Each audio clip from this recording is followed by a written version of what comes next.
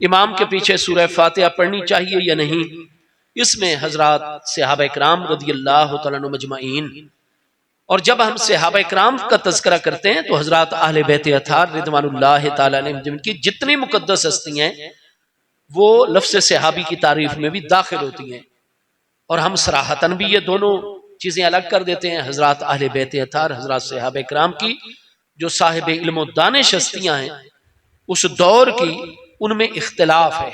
एक जमात ऐसी है जिनको ये समझ आई है कि इमाम के पीछे हम जब नमाज पढ़ते हैं तो हमें और कुरान पाक में से कुछ नहीं पढ़ने की इजाजत, लेकिन सूरह फातिहा अल्हम्दुलिल्लाह रब्बिल आलमीन से लेकर गैरिल मग़दूबि अलैहिम वलद्दालीन तक हम इमाम के पीछे पढ़ेंगे। हमारा पढ़ना जरूरी है। अगर हम नहीं पढ़ेंगे तो हमारी नमाज नामुकम्मल रह जाएगी।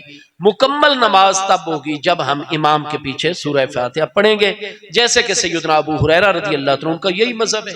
कुछ और हस्तियां भी हैं प्यारे सहाबा इकराम में, तो वो तो यही कहते हैं कि भाई इमाम के पीछे सूरह फातिहा पढ़नी है।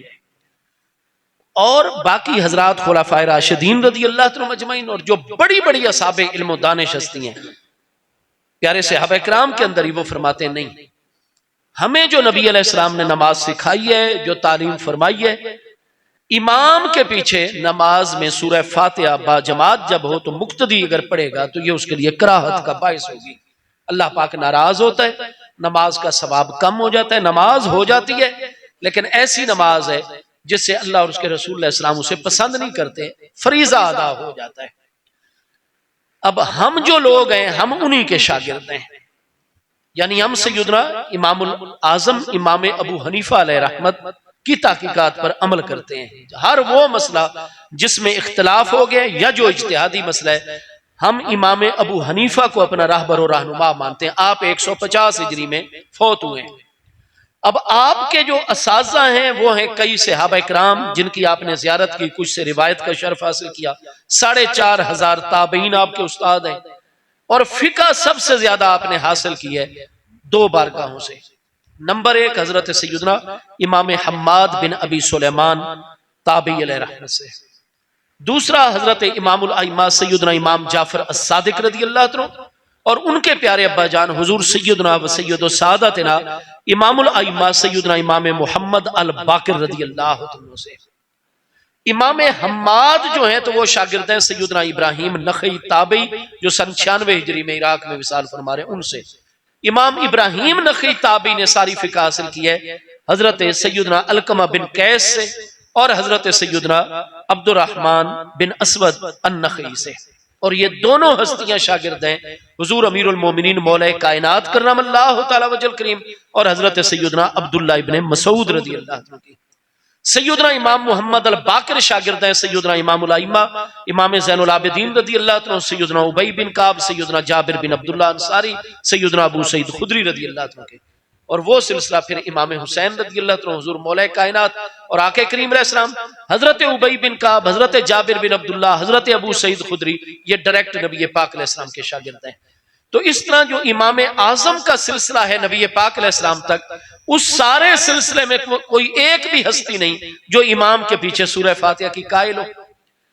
आप देखेंगे जामे तिर्मिज़ी सियासता में शामिल है। जामे तिर्मिज़ी पहली जिल्द सफ़ा 35 किताबुस सलात में सैयदना जाबिर बिन अब्दुल्लाह अंसारी रज़ियल्लाहु अन्हु आप फरमा रहे हैं कि मन सल्ला रकाअतन वलम यक़रा फ़ीहा बि उम्मिल किताब, जिसने एक रकात भी नमाज पढ़ी और उसमें उम्मुल किताब सूरह फातिहा नहीं पढ़ी, लम युसल्ले, उसने वो रकात पढ़ी ही नहीं, इल्ला अन यकूना वरा अल इमाम, हाँ जब इमाम के पीछे होगा फिर सूरह फातिहा नहीं पढ़ेगा।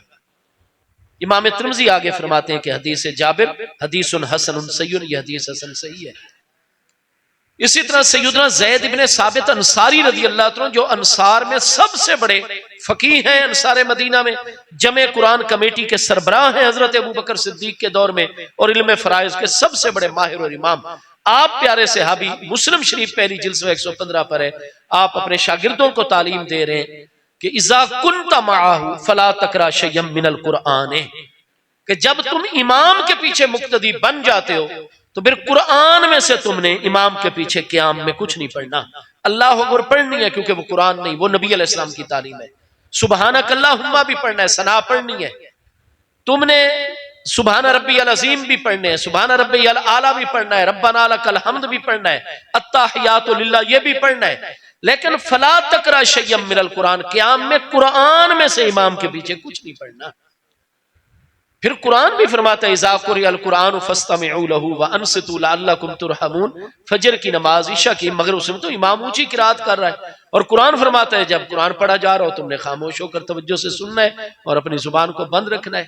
तो अलगरज हम जिन हस्तियों के शागिर्द हैं और उम्मत में हर 3 में से 2 बंदे इमाम आजम अबू हनीफा अलैहि रहमत की का, उनके जितने भी शागिर्द हैं हजरत अहले बैत अतार सहाबा किराम तक, वो सारे के सारे इस बात के कायल हैं कि इमाम के पीछे कुछ नहीं पढ़ना।